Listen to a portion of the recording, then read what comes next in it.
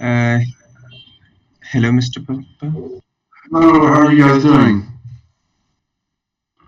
Can you hear me all right? Just a minute.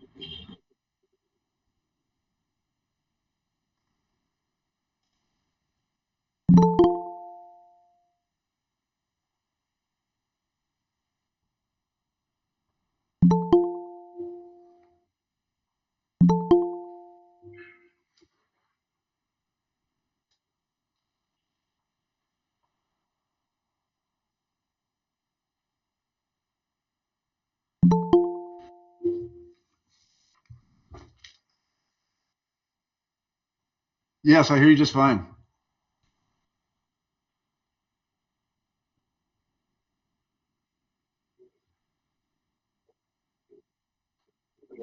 Sure, I just dialed in early because I wanted to make sure that I didn't mess it up.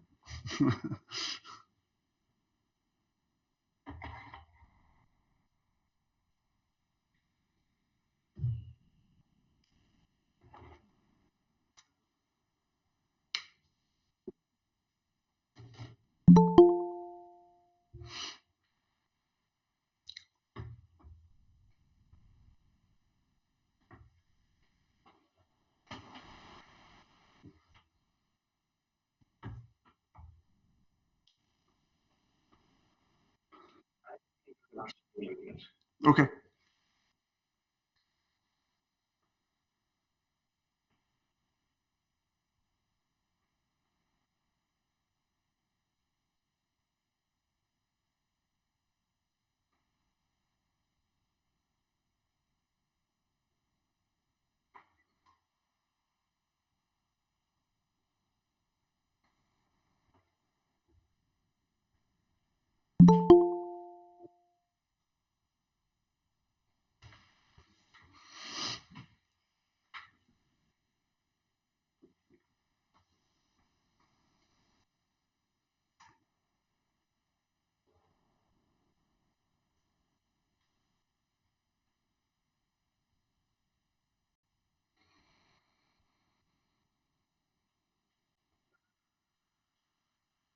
Okay.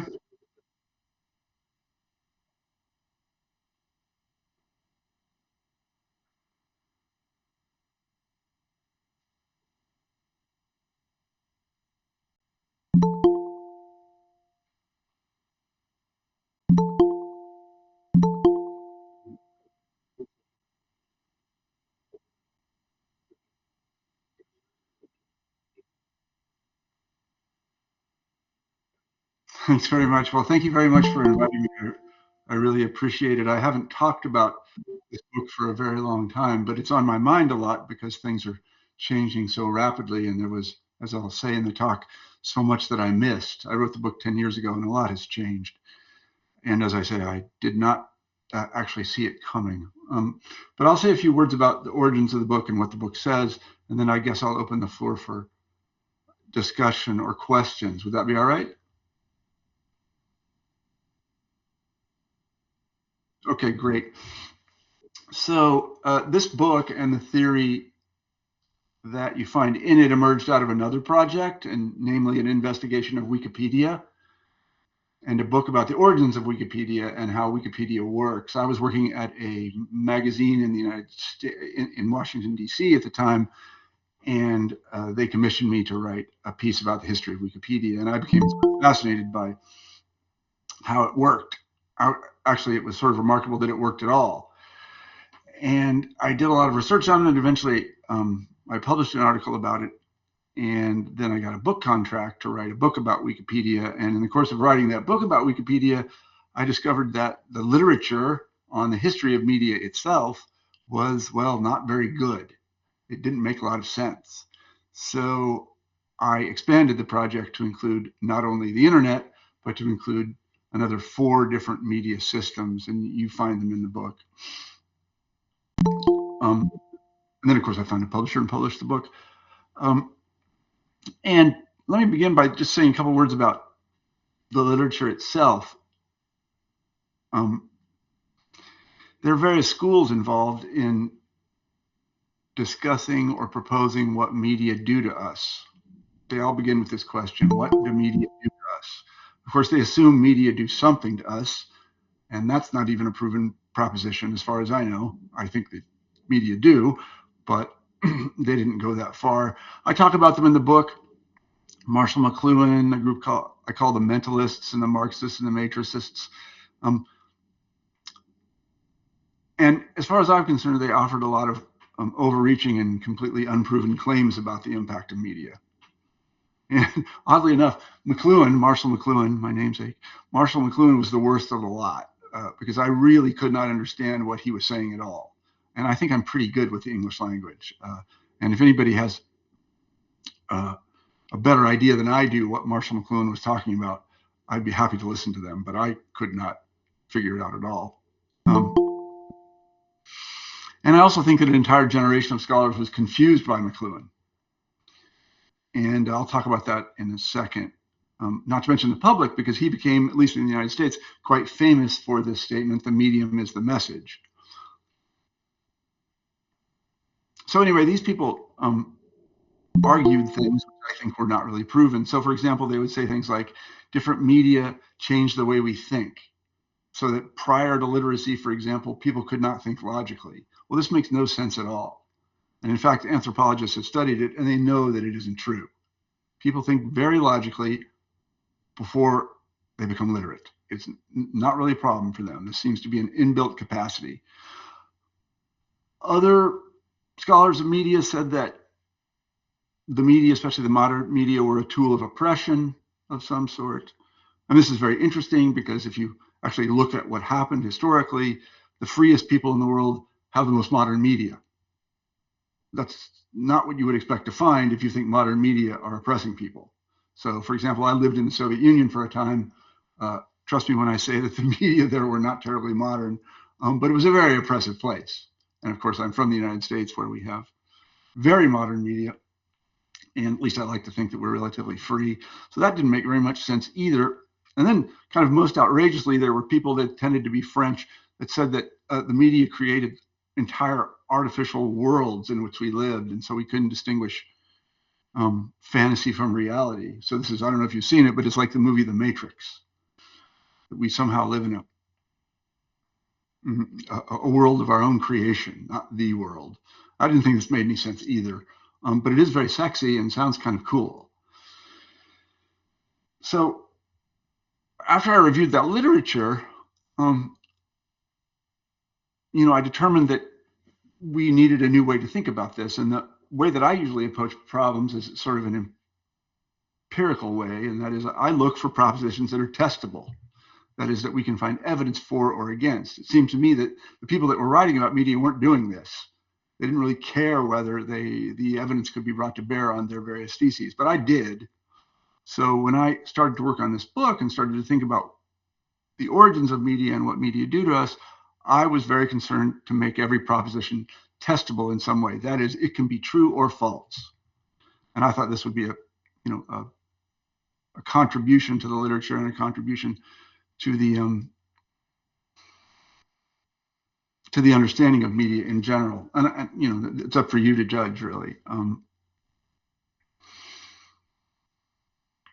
So I began to think and read a lot about the history of communications, and I reached what is really a very simple conclusion, and that is that media are tools. We like to use the word technology, but I think that obfuscates things, to be honest with you. They're tools, like hammers and axes and jet airplanes and computers. They're nothing more than tools. And what do these tools do? We use them to communicate with one another. That's it. It's not very complicated. So I began to think about, in general, the ways in which the tools that we had on board and the tools that we had created to communicate with one another, and you don't have to actually read for very long to figure out that there have been 5 of them, essentially. The first one is speech. It's different than the ones that follow because it was evolved. That is, it is sort of part of our biology. But the next 4, writing, printing, audiovisual, media, and the internet, were all created. They are literal tools like hammers and axes and things. And they come in that order. So what you have is speech. It evolved 180,000 years ago, and then writing. It's about 10,000 years ago. Printing, 500 or so years ago. Audiovisual, 100 years ago, 150 years ago, and the internet's quite new. I'm an old guy, so I remember when it was invented. So as I say, there's really just no mystery here. What these tools do is they enable us to communicate with one another.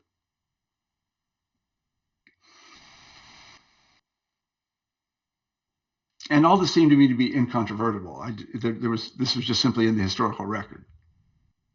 That is the succession of these media systems and the fact that basically these are tools that we invent to solve various problems involving communication. And then I asked myself two questions. One was, where do these things come from? Why do we invent them and why do they spread? And then what exactly do they do to us? That was the question that had really dominated literature for a long time. And as I say, people like Marshall McLuhan did as much to confuse things as anything else. Now, if you've read the book or perused the book, I suppose, you know my answers to these two questions. But let me briefly adumbrate them. First, where do media come from? Well, obviously they're invented by somebody, and they're usually not invented for the same purpose that they're finally used for. We've seen that in our own lives. I mean, there are lots of cases of this. But some sort of technology, and I think it's appropriate to call it a technology because it's general, gets invented, and then it becomes useful to some powerful people. And these powerful people have resources. And because they have resources, they can invest in the elaboration of this technology and make it into a useful tool. I mean, an example would be, for example, the post in Europe in the early modern period. You couldn't really send letters through the post before some powerful people created a postal system because they found that useful. Now, of course, it spread. And this brings me to kind of the second point, and that is it spread because it was useful. And other people became involved in the dissemination of these various sorts of media. So suddenly you have postal systems all over the place because they can be produced reasonably inexpensively and people find them incredibly useful. This is standard in the history of technology. This is how technology spread. It's simply a factor of supply and demand. Demand goes up, entrepreneurs enter, they provide a supply of whatever tool it is. And again, we've seen this many times in our own lives. I guess a good example would be the personal computer. When I first started to use them in the 80s, they were tremendously expensive. And then, of course, people realized that there was a huge market for them, and they found a way to produce them more cheaply, and more people had them, and suddenly everybody had them. In fact, I have two or three. They become ubiquitous. And this is the way media spread. The four invented media all spread. Basically, someone invented a technology, someone found a use for it, some powerful people decided that it was really useful for them, and then entrepreneurs entered in order to provide these media to, let's just call it the masses. It's the same story every time. So then we have the more interesting question of what do media do to us? And this question is more difficult to answer unless you frame it in the right way. And it seems to me that the scholars that I mentioned before, people like Marshall McLuhan, had not framed it in the right way. They didn't pay very much attention to what the media allowed us to do as tools. They skipped the question, what do we actually do with them? What do we do with speech? What do we do with writing? What do we do with printing? What do we do with audiovisual technologies? What do we do with the internet? They weren't very interested in this. The thing is, though, that if you look to see what we do with them, it will tell you what impact they have on us. And this is sort of obvious in a way. I mean, anybody who studies the history of technology, again, I prefer tools. This is nothing new to them. So if you want to know how a new tool affected the people using it, you have to find out what the tool enabled them to do that they couldn't do before and how they use it in practice. And so much of the book is simply trying to understand how people used these tools. Let me give an obvious example. Well, I don't know if it's obvious or not, but let me give an example from a different domain in the history of technology. So The history of missile weapons is very old. By a missile weapon, I mean something that fires something or shoots something or transmits something that has a certain mass and velocity at a distance. So rocks are a missile weapon, arrows are a missile weapon, catapults are a missile weapon, and of course guns are a missile weapon. And each of these tools enables you to engage the enemy at a distance, and that's really useful, right? That way you don't have to grapple with them. You can simply stand off and shoot them. Very useful. And if you look at missile weapons from an engineering point of view, each of them has different, what we would call affordances. That is, they allow you to do different things. And if you look at the succession of missile weapons, you'll see that they're constantly being improved. They do the same things, but they do it better and more cheaply than ever before. So, for example, in the United States, you probably know we have a great gun culture here in the United States. I grew up hunting, and my father was in the Army, and so guns are everywhere in the United States. And actually, these guns are very good guns. They've been improved upon tremendously since the first guns were invented in the, I think, 15th century. So the gun has attributes, what I call attributes in the book. And one attribute, let's just take one of many examples, is range, right? So if you have a pea shooter or a slingshot or a rock, you really cannot engage the enemy at a great distance. But if you have a high-powered rifle, you can reasonably accurately hit a small target at a mile. That's pretty impressive. So the attribute of range is continuous. Missile weapons have more of it or less of it. A rock doesn't have very much of it. A hunting rifle has a lot of it. And you can see that the pressure is to improve the efficiency and performance of the attribute. In other words, you want to make a gun that can fire a reasonably large projectile accurately at a greater and greater distance. And that's in fact what happened, is that people have been working on this forever. So this is a good example of an attribute of a tool. Now, I took that same notion, attributes of tools, and I applied it to media systems. And again, those 5 media systems. And as you probably read in the book, I said there were, I think, 9 of them or something: accessibility, privacy, fidelity, volume, velocity, and there were a few more. But these are common to every media system. And they're continuous variables. That is, there can be more of them or less of them. That is, the means of communication. Just to give an obvious example, speech doesn't have a lot of range. I mean, if you're going to talk to someone, I guess you can shout. That might get you I don't know, a few hundred feet.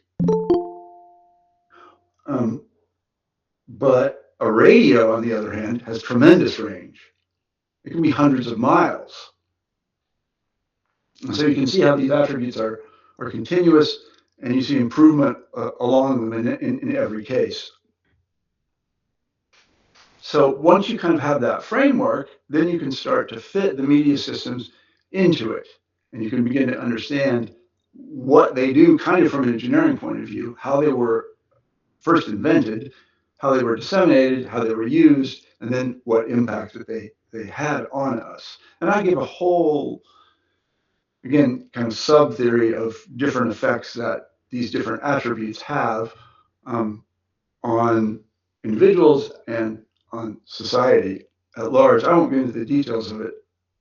And you can read it in the book. I mean, again, there's some obvious examples. If you have a media system that enables you to reach millions of people, it's quite likely that you can form communities, they're really imagined communities, that contain millions of people. Prior to, let's say, audiovisual or print, this wasn't possible because people lived in a condition of orality, and the range was such that you just simply couldn't communicate with that many people. But once these new technologies with these more powerful attributes were created, then you could create larger quote-unquote communities. That's just an obvious example. There are many, many others. Another thing I'd like to stress here, I've already mentioned it, is that in laying this theory out, it really emerged from the evidence. I didn't start with the theory. I started with the evidence. And what this means is, and this is very important, I think, if you're doing this kind of social science, is that the propositions or theses or hypotheses that I forward in the book are testable. That is, they can be true or false. And I mentioned this before. I was very explicit about this. I wanted to create a theory that had reference to the evidence and could be proven true or false when new evidence emerges. And I think I succeeded in doing that. And, I'll talk about this again in a second, but for students such as yourself, really, I think the most important contribution I made is I created a kind of paradigm within which people can study the origins of media and the impact of media. And was I completely right about everything? No, I wasn't. It's really up to you and other scholars to go look at the historical evidence and watch what's happening now to see if what I say is in fact accurate or not. And if it's not accurate, then you can correct it. And then the theory becomes better, which is the way science works. At least that's the way we hope it works. Now, one of the common criticisms of the book that I get is that the theory itself is too complicated. I don't really understand this criticism. Did anyone ever tell Newton that his mechanics was too complicated? I mean, is calculus too complicated? I don't think it is. It's actually fit for purpose. It's as complicated as it needs to be. And similarly with what I say in the book, I think it's as complicated as it needs to be. I might miss something, or you might take something away, but it's a reasonably complicated phenomenon. You simply can't boil it down to something like the medium is the message. It doesn't work that way. You'll never understand it if you simplify like that. And lots of social scientists try to do this sort of thing. Marx is, I guess, the most famous of them. He tries to reduce everything to class struggle. That's ridiculous. You simply can't understand humanity or human history if you say the history of all humanity is class struggle, because it's not. It's a lot of other things, and it becomes very complicated very quickly. That's simply the burden we have to carry. We have to roll up our sleeves and we have to get to work on these things. And they're as complicated as they need to be. Believe me, when I started writing the book, I did not think that the theory itself would become this complicated. I just didn't think about it very much. But once I actually started to think about it, then it occurred to me that, well, this is a reasonably complicated phenomenon, and there are lots of different variables, and they have to be considered, or you won't have a full picture.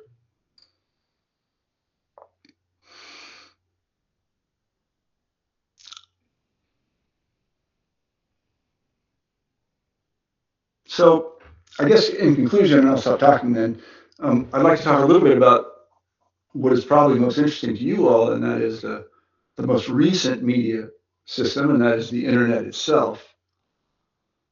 And I'd like to actually dwell on not what I got right, but what I got wrong, because this sort of proves my point that by researching these things, we can improve the theory and we can come to a better understanding of media systems. So what did I miss or what did I get wrong? Well, I think the biggest gap in the book is social media. If you read the book carefully, you'll see that it almost never appears. Remember, this was 10 years ago. But now social media is an extraordinarily important part of our lives, and it's changed lots of things. And I just didn't see it. It's not to say I wasn't on Facebook. I was. I'm not anymore. I'll talk a little bit about Twitter in a second. But it's just something that I missed entirely. And what I missed specifically was how people were going to use the attribute of this technology. And this attribute is incredibly, how does one put it, very inexpensive, long-range, targeted communication. This did not exist for most people prior to the internet and social media. And so it was very difficult to predict what would happen when it appeared. And actually, it's if you talk to Jack Dorsey and these other people, they didn't know what was going to happen either. No one knew what was going to happen. And so I don't really, I can't criticize myself too much for missing that. Now, even in its infancy, and things like social media are in their infancy, because we're talking about millennia here, we already know there are certain things that are reasonably obvious that it's done. One, for example, is it enables geographically distant interest groups to form very quickly. So if you're, well, how many, I should probably ask you this, how many social media groups are devoted to cricket? Well, it's thousands. There's no question about it. And these are people all over the world who love cricket. Prior to the internet, it was impossible for these groups to form.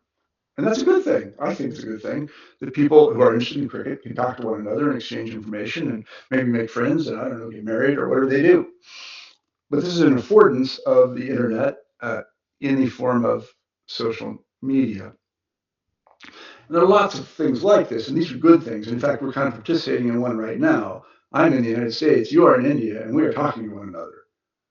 And our interest group is people interested in the book History of Communications by Marshall Poe. That's pretty remarkable. This could never have happened prior to the internet. Just not possible. It could have happened in slow motion by correspondence, I suppose, written correspondence, but it could not have happened in real time like it's happening right now. So this is a good example of a media effect. And I think a positive one. I mean, I'm glad to talk to you about the book and about the work that I did. It's really a wonderful thing.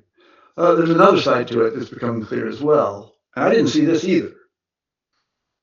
And that is that social media, the internet and social media in particular, enable what I call bad actors, people who aren't really acting in good faith, to spread falsehoods very widely and very cheaply and very quickly. This has not been possible before. I was an early user of Twitter a long time ago, and I used it for research purposes. And initially, I thought it was really a wonderful forum for discussions about important topics by ordinary people like me.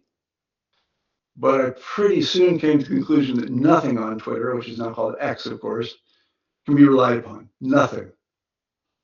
This is because there's a small portion of users who are, again, bad actors.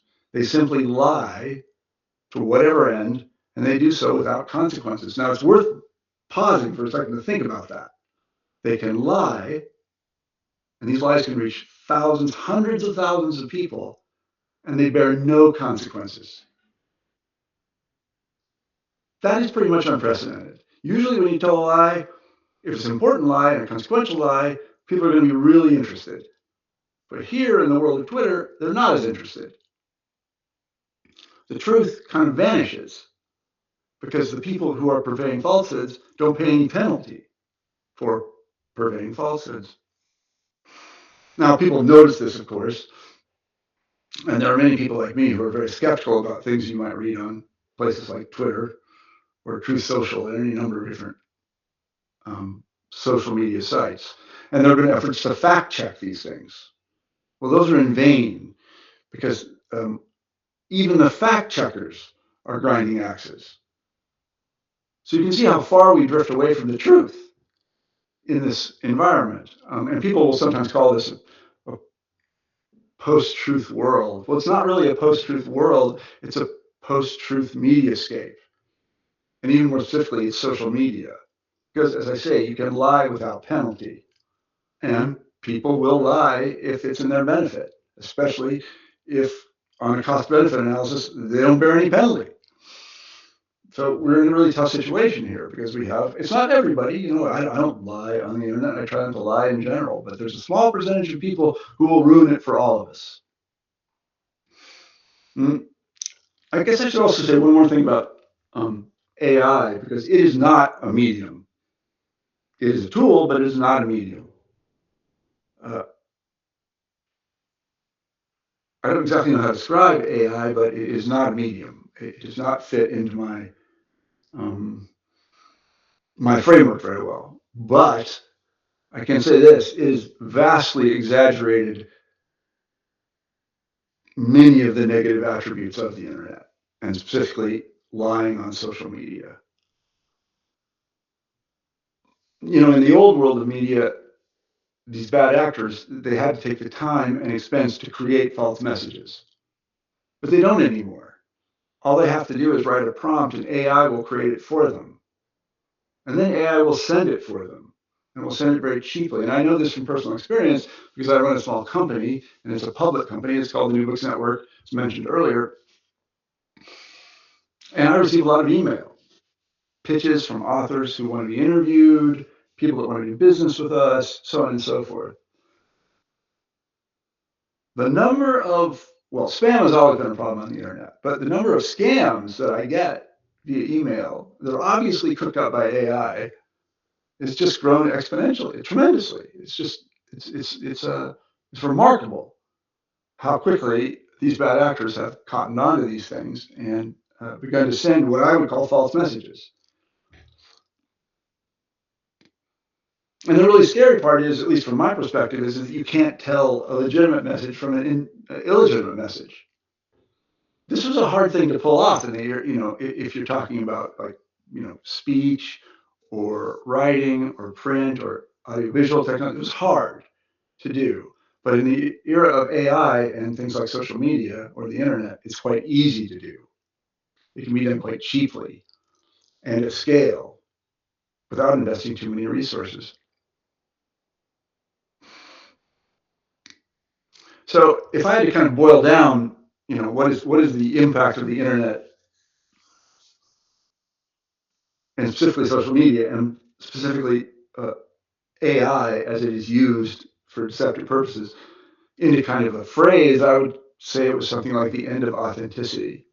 Because as I mentioned earlier, it was difficult to deceive people in the old media systems.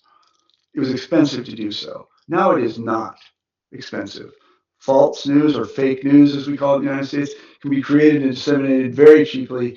And even well-informed recipients like me, I'm pretty well educated, cannot tell the difference between inauthentic messages and authentic messages. Like, is the person who sent this really who they say they are?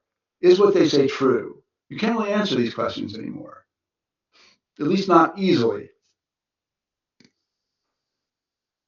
And this is really no more than to say that you can't really find out what the truth is anymore very easily, at least in this sphere. And these problems are really worse than they've ever been, and that is because of some of the affordances of social media, well, the internet, social media, and AI. But of course, the situation isn't hopeless if the history of the invention of tools or technology tells you anything, that if a problem arises or is created by a tool, there will be someone out there who will try to fix it. To go back to the example of guns enabled you to engage the enemy at a pretty great distance. That's really a problem. It needs to be solved. So eventually, British people in this case invented the tank. See, the tank is impervious to rifle fire, so you can go right up to the enemy. And that solved that problem. And then, of course, that created an additional problem. What to do about the tank? Well, people created anti-tank weapons, and so on and so forth in a kind of cycle. Well, the same thing is happening with, I think, is happening with the internet, social media, and AI, is that there are probably companies out there that are working on ways to differentiate authentic messages from inauthentic messages. This is a real problem, and whoever solves it is going to make a fortune and actually do a great thing for mankind. Who these people are, I don't know, but I have no doubt that this is being worked on, because it is so much of a problem. And again, I speak from personal experience because I run a company that runs on the internet.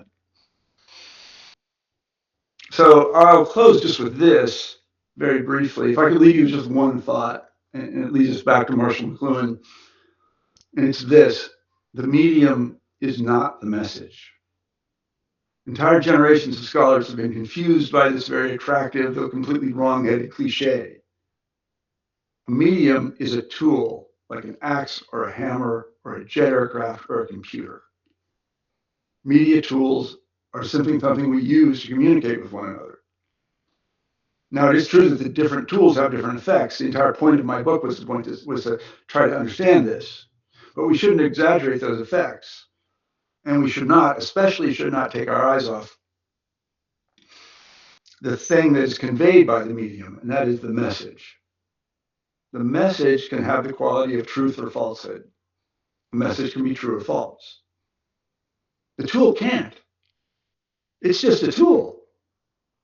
It doesn't have the property of true or false. But a proposition, the message, can. How that message is conveyed is sort of a secondary concern. It's important, but it's not as important as what is actually conveyed, or at least it shouldn't be. What we want to do is live by the truth. And the way in which messages are transmitted doesn't determine the truth or falsehood of the information in those messages. Again, it's just a tool.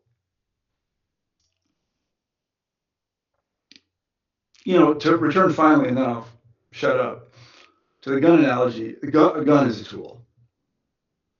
It can be used for all kinds of purposes. As I say, when I was growing up, we hunted. And I enjoyed it, and we ate what we killed, and it was great, But people also use guns for other more nefarious means.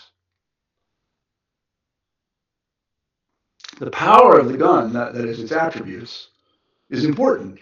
But what's more important is the way in which we use the gun. And similarly, well, let me put it this way. The meaning of the gun is the way we use it. It's not the gun. The gun is just a tool. Similarly with media systems. The meaning of the media system is the messages we send.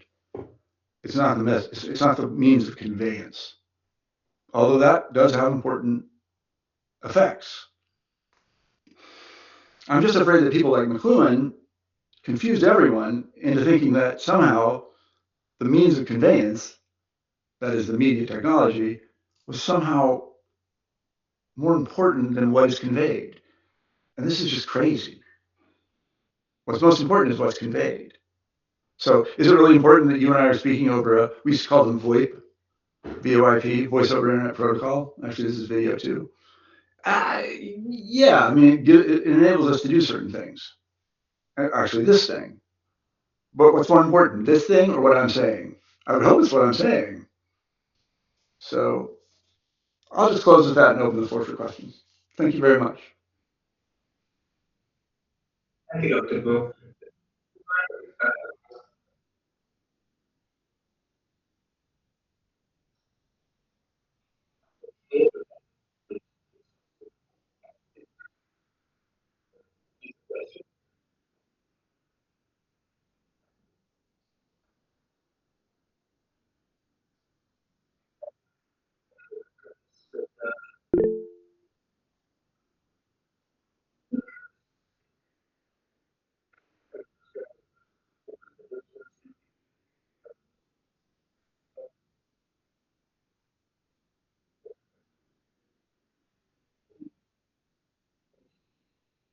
No, that's exactly right. And that is what I say in the book, I think. They don't displace one another. They accumulate. I mean, you can still write a letter to your mother, and I suggest that you do that in your own hand on stationery. She'll love it. And that's writing. It's a very old technology. It was invented about 10,000 years ago. Or you consider an email. Either way, that's fine. But it's not as if a new media technology displaces an old one. They all exist simultaneously because they all have their own use. I mean, we still speak to one another. We still write letters. We still print things. Video is very important now. There's still television stations, and we have the internet. They exist simultaneously because they enable us to do different things. So really, it's a question of accumulation, not displacement.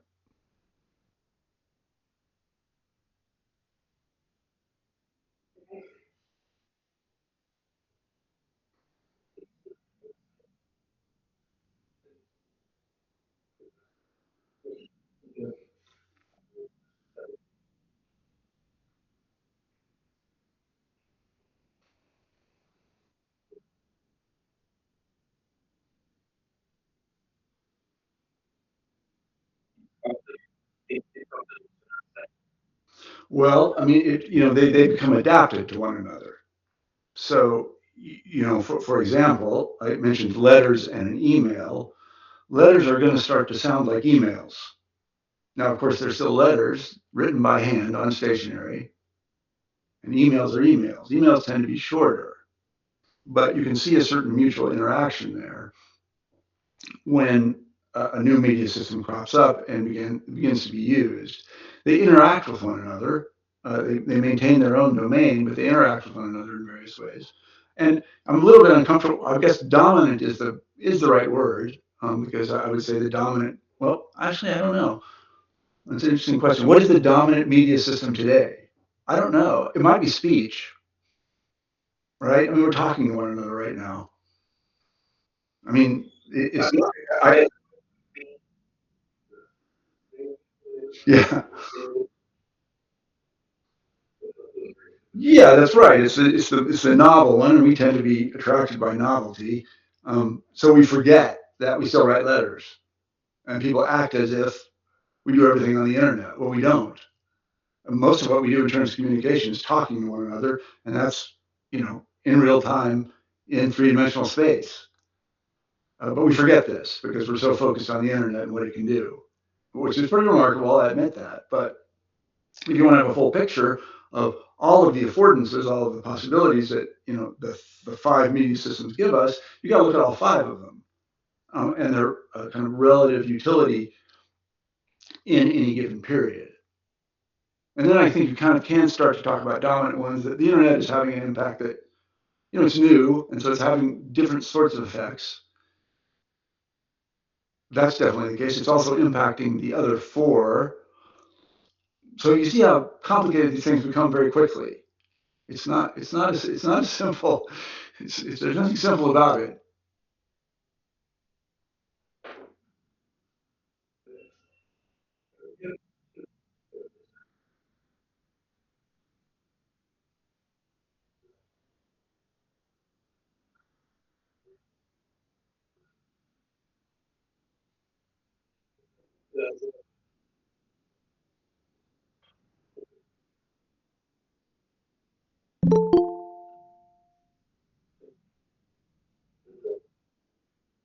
It's a very good question, very well put, and I think the answer is, I mean, any powerful group, and in my mind, what that means is a group with a reasonable amount of autonomy and resources is going to have its own agenda, and in using these tools, it's going to pursue that agenda.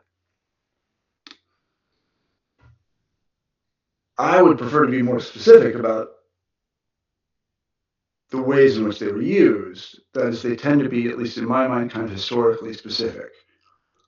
Um, they don't generalize very well. So saying class struggle or whatever, it doesn't really tell us very much.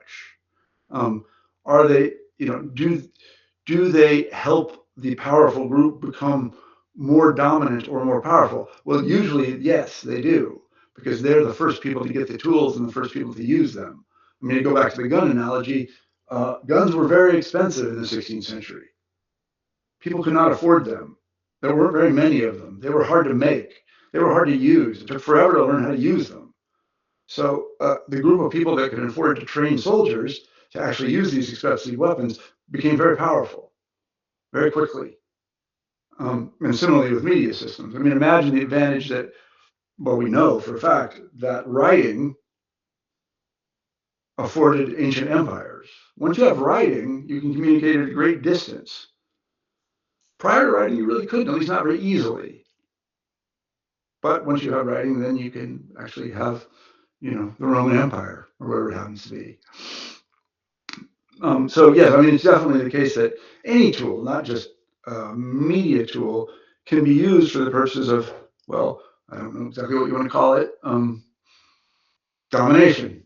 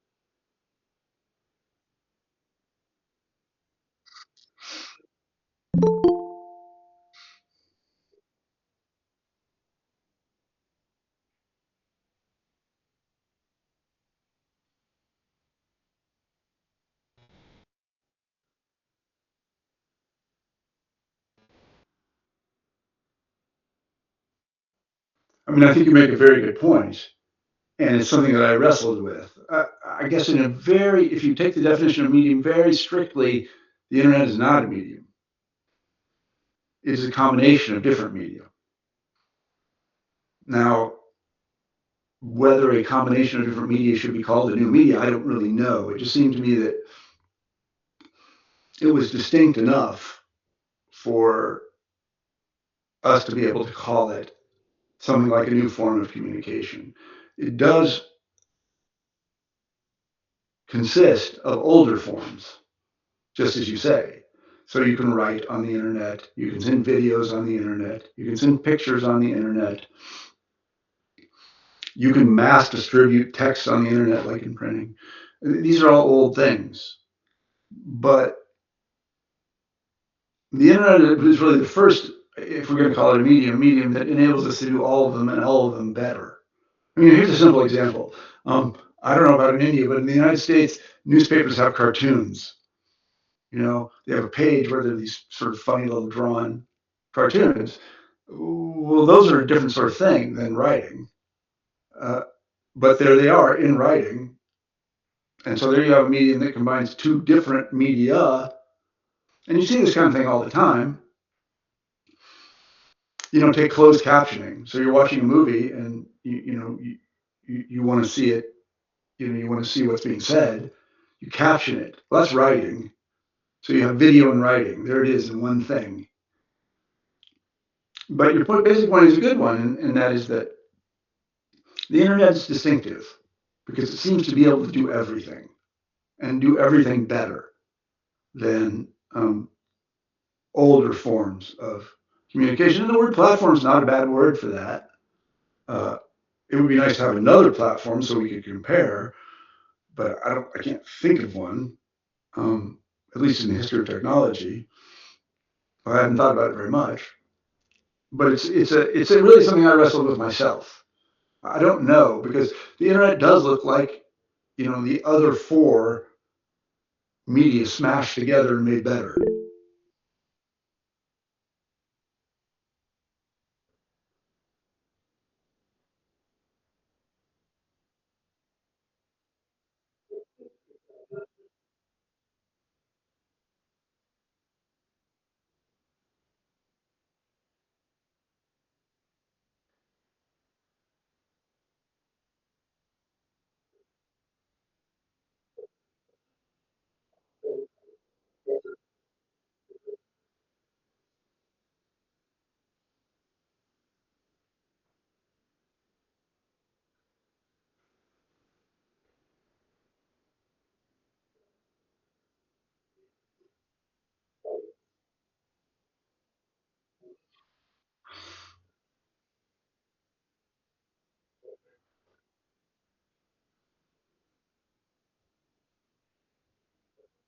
Again, I haven't thought a lot about it, but it's an interesting idea, and I hope people pursue it. I chose, I just use the generic term medium because that means means of communications, and that seemed to me to be reasonably telegraphic. If you introduce a word like platform, then you're going to have to explain why you use that word, and there might be a good reason. I don't know. But I guess I would also caution that if you start to introduce words like platform, you're moving away from the idea that this is a discrete tool, and you're becoming more general than you ought to. Because again, my thesis is that really the best way to understand what these things do to us is to think of them like hammers.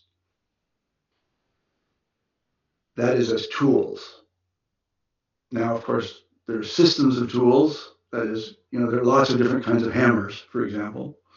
I've done some construction myself, and I can tell you there are lots of different kinds of hammers. But still, a hammer is a hammer.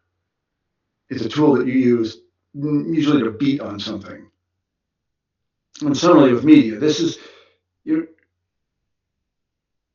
keeping it simple is an important, as simple as you can, is an important facet of moving forward in something like this. So, once you say, well, a medium is a means of communications, that is, it enables information to be passed between two parties, well, that's a pretty good place to start.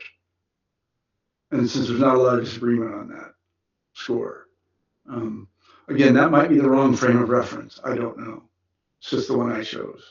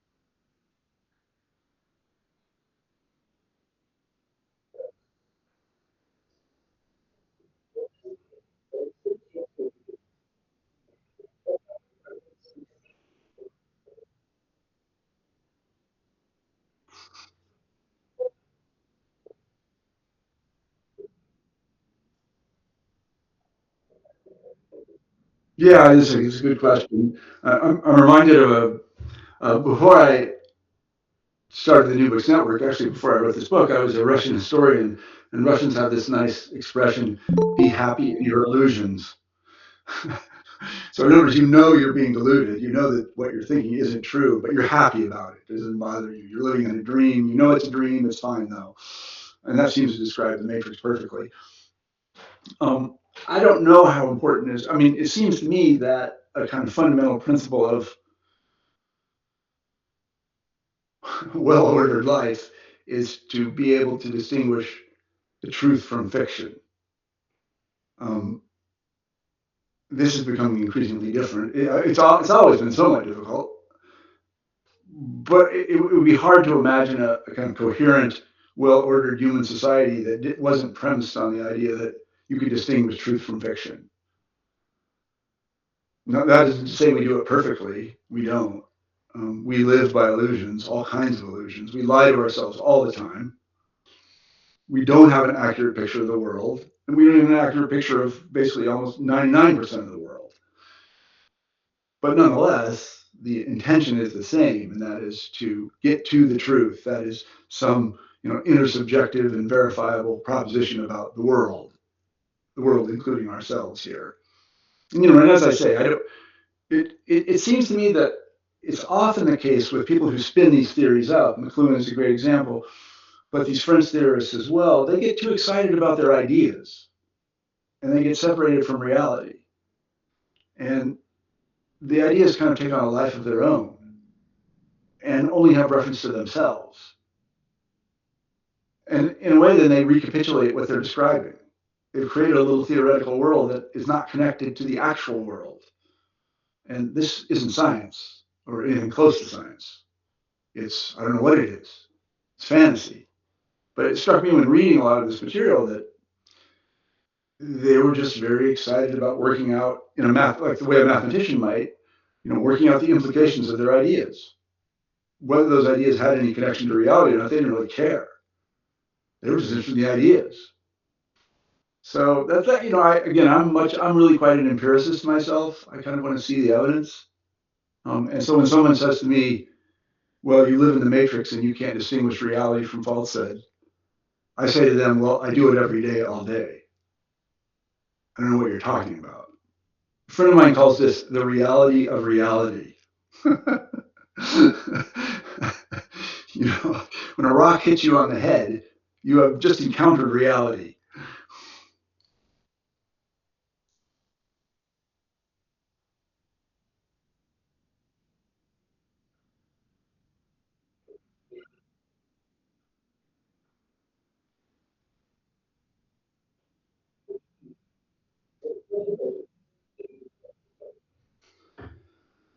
That's a good question. Um, in terms of the origins, there are boundary cases that already don't fit very well. And these are cases in which a technology is invented whole cloth and then is disseminated very quickly by people who are not powerful. So there are boundary cases that already don't exactly fit the model, but we shouldn't expect to fit perfectly because reality is messy. So I don't, does that disprove the theory? Well, any theory like the one that I propound is probabilistic. It's not deterministic. It's not either right or wrong. It's right or wrong to some extent in some cases. Now that of course complicates things more than most people like. And so then you get the complaint, it's too complicated. All of history is the history of class struggle. See? Well, I'm not a big fan of that. Things are as complicated as they are. But I would say that, imagining a case in which the theory were completely you couldn't really imagine a case in which it was completely disproven because there's too much evidence for it. I mean, I guess you could think up, you could imagine a physics pretty easily that was non-Newtonian or Einsteinian. You could imagine that.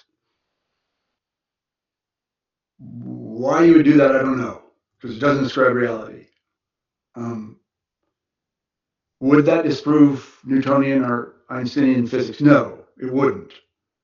It would mean that you were very creative and you created a new physics.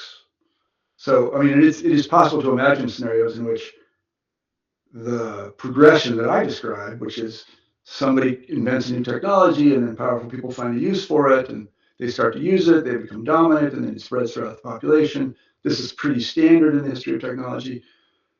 Could you imagine a different order of events? I guess you could, but I can't think of any right now that don't, well, there's some that don't quite fit, but they're pretty close.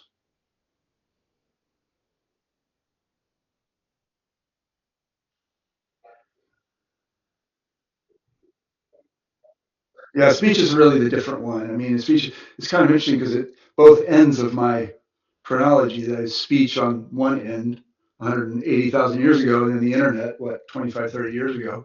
These cases are not as clear as the other three because speech is a strange one. Speech evolved. It was not created by, no one invented it. Uh, it, it was produced by natural selection, if you believe that kind of thing, and I do. And I explain how I think that happened. It's not me, it's actually somebody else's theory about how speech evolved. Why it evolved among humans and not among chimpanzees, let's say, or dolphins. Um, so no, it was not invented. It was evolved and became a kind of biological capacity that we have, a remarkable biological capacity, and a unique one. No other animal can talk. Period. End of story. And anybody who tells you different doesn't know what they're talking about. We have the capacity for speech. Other animals don't. A lot of biologists have tortured animals into trying to get them to speak, and they can't because they don't have the machinery to do it. We do. And we evolved that machinery because it was useful. Well, sometimes it was useful, sometimes it wasn't. But so, yes, you're absolutely right to point out that it is a horse of a different color. It's a different sort of thing. It's evolution. Well, its origins are different.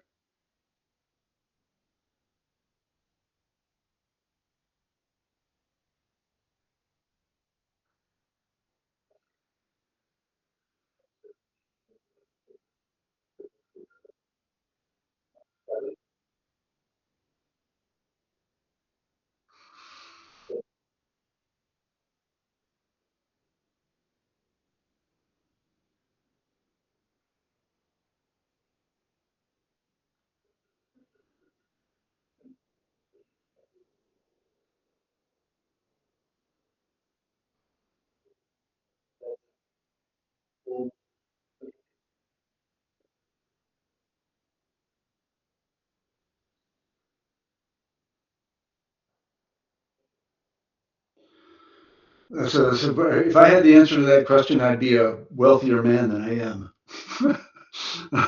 I don't really know. I mean, I have kids, and those kids are in school, and they use AI for various purposes, and I use it myself. for various purposes.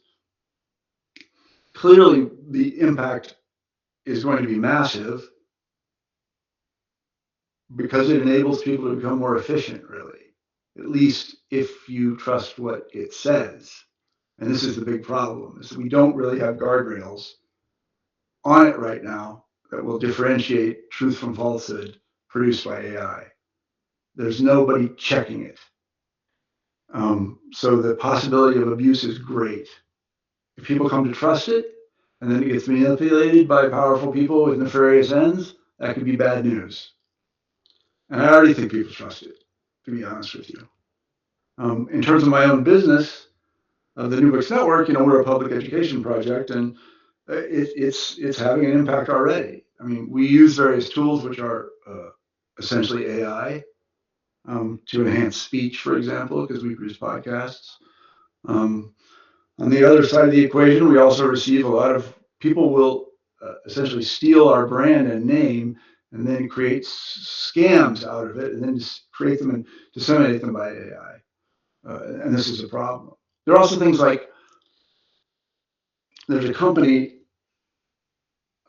Inception Point, it's called, and they produce podcasts, but nobody works for them. The podcasts are all created by scraping the internet for given topics, let's say cricket, and then telling AI to turn whatever has been scraped, that information, into a snappy dialogue by two voices of people that do not exist.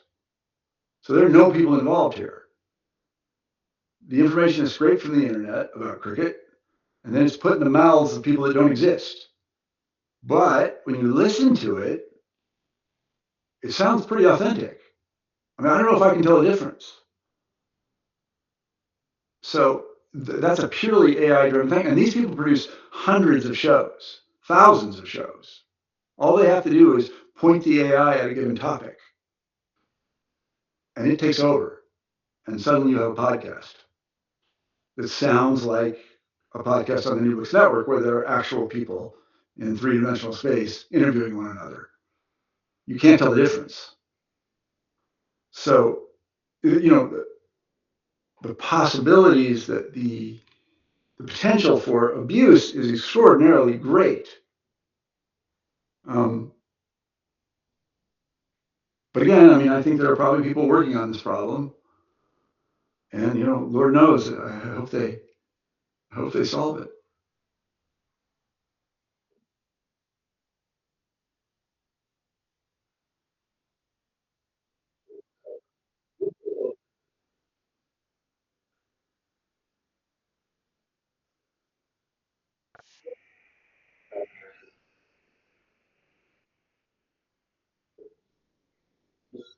Sure.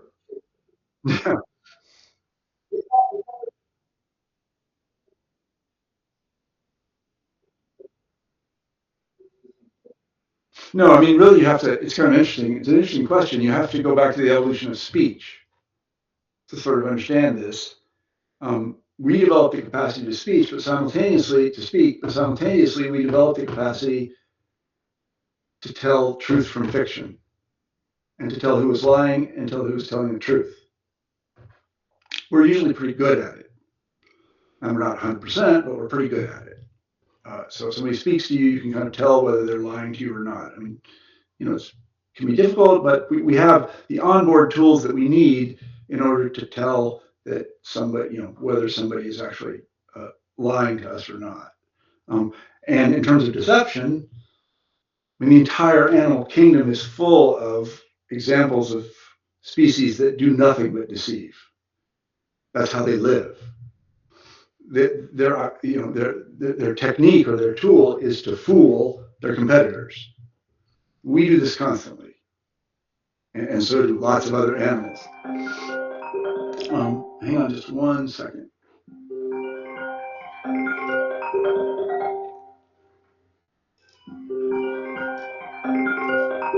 Okay, sorry about that. Yeah, so it's not new. The capacity to deceive each other is very useful, and we've used it forever. It's just that on the internet, you can do it more easily at a greater scale. and that makes it somewhat more dangerous. In a speech, in an oral environment, you can fool a few people because you only know a few people. But on the internet, you can fool millions of people.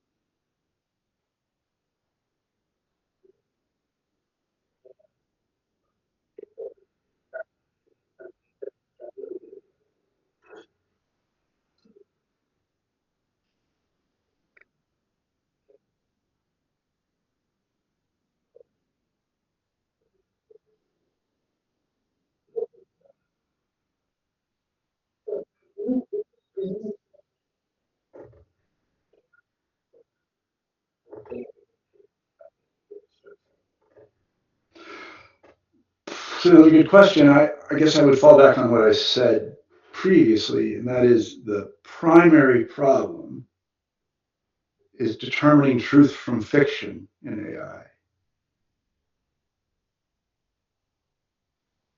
It's a difficult problem because everything AI knows, quote unquote, knows, comes from the internet. And everything on the internet isn't true. And so you need some mechanism to differentiate truth from falsehood. AI doesn't have it because it is simply an agglomeration of facts that are scraped from the internet. There's no sort of third party, there's no arbiter who says this is right and this is wrong. We rely on scholars to do this now. Scholars are imperfect. I'm one of them. I was imperfect. I didn't get everything right. But I mean, I guess the danger is that we begin to trust things like AI and what is found on the internet too much. And I mean, I've literally seen this in my own life. I have friends who are normal who suddenly became conspiracy theorists during COVID because they were deceived. Now, how did they know they were deceived? Well, they didn't know they were deceived. Was there any way for them to know they were deceived? Well, I mean, I suppose, but it took a lot of effort. Do you have time for it? Well, you don't. So, you know, then you're in this position where if you're a kind of thoughtful person, you're like, should I really believe anything on Twitter? And I came to the conclusion that I shouldn't. There's nothing on Twitter that I believe that I would basically bet $5 on. Nothing. I just assume that it's all made up because there's no check on deception there. None at all. Now, it's probably true that 90% of it is pretty good information, but I can't take that risk. The 10% is enough for me. Similarly with AI, it's useful in various ways, in various spheres. Again, I use it. But without some mechanism of actually validating it and producing what I guess you might call a canon of, approved facts that were really neutrally arrived upon, I don't know. It's hard to trust what it is.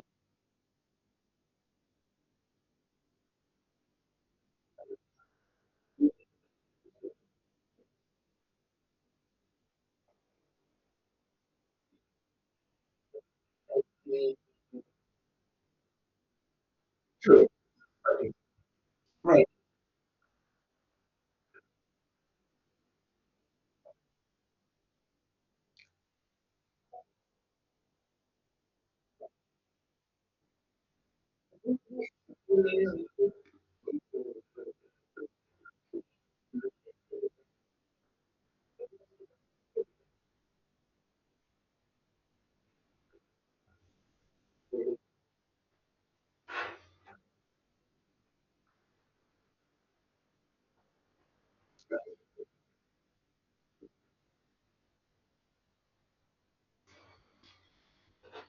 Yeah, I mean, I guess I see what you're saying, but I mean, my experience running the New Books Network is that people do have an appetite for actually hearing authors speak. That is, people that have been to the archive, people who've read all the literature, people that have done this hard work. Um, they would rather hear that than hear uh, an AI generated voice repeat what has been scraped from the internet. Now, does that mean that what the actual live people say is more true or less true than what the AI people say? No, it doesn't mean that. But they have a preference for it. They would rather hear actual people do these things. I don't think this is particularly new. I mean, there's been lots of examples of things you can do artificially that people are sort of prejudiced against. They don't want to do them. They'd rather do them with live people. I won't go into specifics, but um, I think that there's just something about the actual human connection. And there that we arrive back to this problem again. Is how do you tell that it's a real human? Like you're looking at me. Am I Marshall Poe or am I an AI creation? How do you know? Well, I don't know how you know. It's a difficult problem. But you would like to think that it is me, and that's a bias. Uh, so it's a, it's.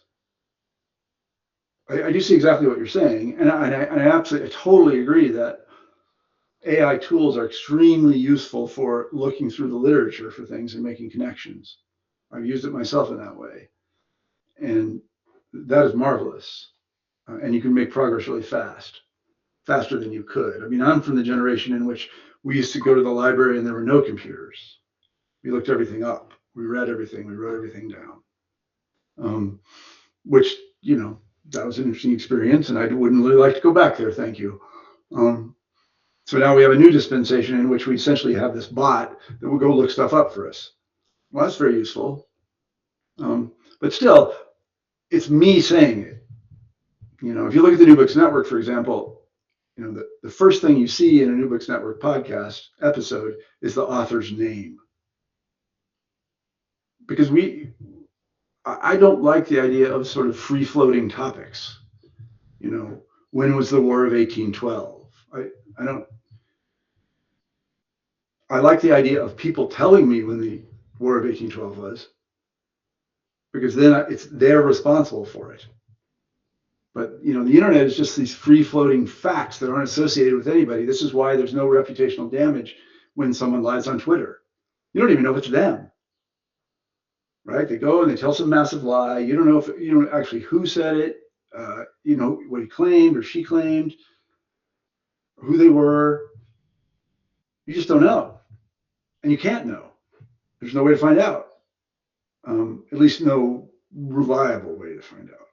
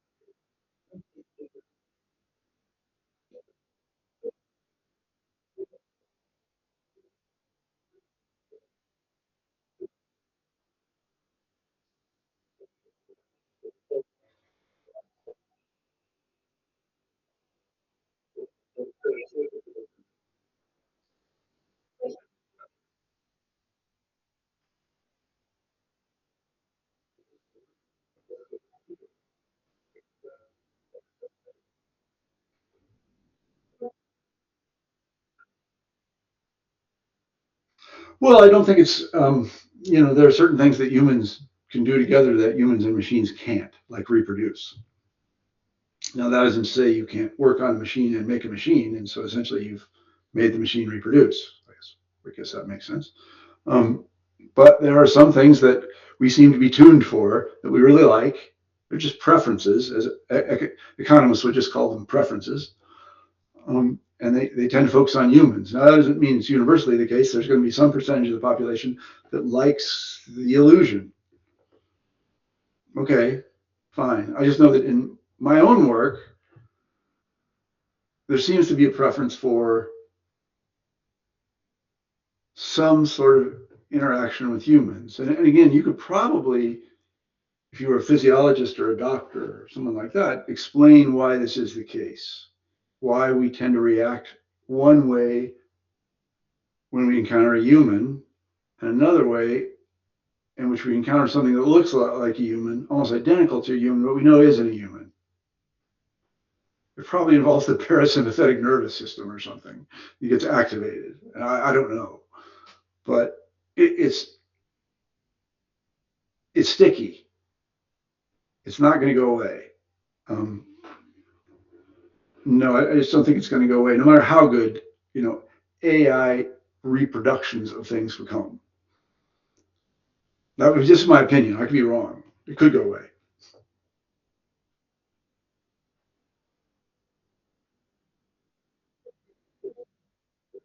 Well, I want to thank you. Yeah, well, very, very good questions. I really appreciate you asking me. I don't get a chance to talk about this stuff very much anymore because I run this business, but it's very flattering of you to ask me.